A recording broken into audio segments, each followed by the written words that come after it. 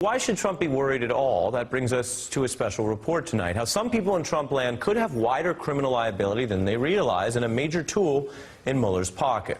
The law that I'm talking about is something everyone knows, at least in general: bribery. But here's what's key. While traditionally government bribery sounds like something only government officials can do, something that's only an issue after someone takes office, like Trump in January, there are now indications that Mueller could get tougher and reach back farther than that. Take former federal prosecutor Seth Waxman, who argues there's a way that federal bribery laws actually can apply the moment a candidate becomes the party's nominee. Seth is my special guest tonight to dig into what he calls an arrow in Mueller's quiver. Now, bribery does not always go down like it does in the movies. It's not always a suitcase full of cash. In fact, when you're buying off a public official, the law says a bribe can be anything of value. And bribery is a weapon federal prosecutors can use. In fact, during his time running the FBI, Bob Mueller ramped up the number of public corruption cases they investigated, and he knows as well as anyone that Trump became a public official under the law not when he won and was sworn in, but rather 6 months earlier, the day he stood on that stage in Cleveland and accepted the Republican nomination for president. Nobody knows the system better than me.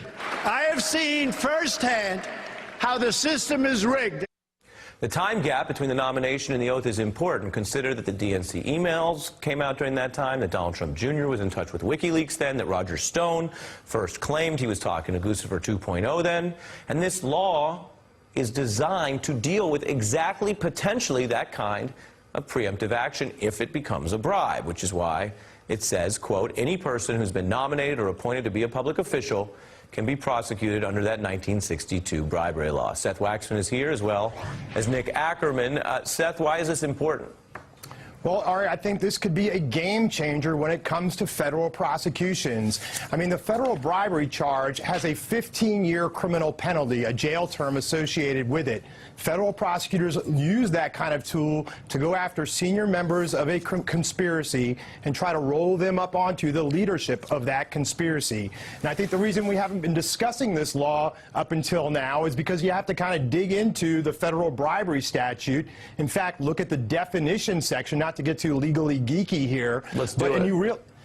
Well, let's do it. And when you look at that, you realize, as you pointed out, that the law does not just begin to apply when the public official is sworn into office, as Mr. Trump was in January of 2017, but rather backs all the way up to July of 2016 when he was nominated. So if someone, say a foreign agent, wants to bribe someone for what they would do if or after elected, you're saying that bribe, quote unquote, can take place during the campaign. Right, and that's why the law was structured the way it was back in 1962. The Congress realized that public officials aren't susceptible to bribes just once they get into office.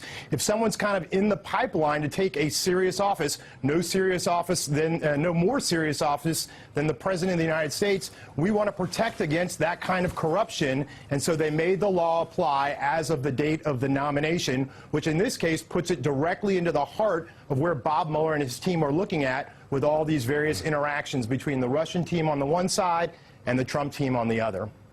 Nick, what do you think of Seth's eagle eyes here? I think he's absolutely correct. I think what the quid pro quo is here is the dropping of sanctions in return for the Russians helping on the campaign.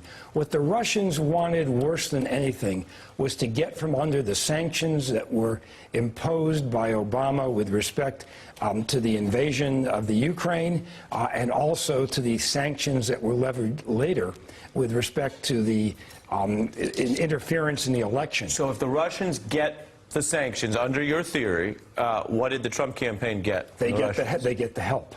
They get the help in getting elected. They get the emails that are stolen from the DNC. They get the Russians suppressing the Hillary Clinton vote by using Facebook and using Twitter and going after the Hillary Clinton voters and suppressing that vote. So, Seth, is that a theory that you think has foundation in precedent? I think that fits squarely in what a bribery case is typically all about, a quid pro quo. So it's the offering of dirt on Hillary Clinton in exchange for a promise to reduce sanctions. So anything that's that this for that kind of an exchange, when it involves a public official, is a classic bribery charge. And what's different about this charge than all the other charges that we've been talking about, whether it's federal election campaign law or Foreign Agent Registration Act, I will tell you as a former federal prosecutor, those are very rare prosecutions.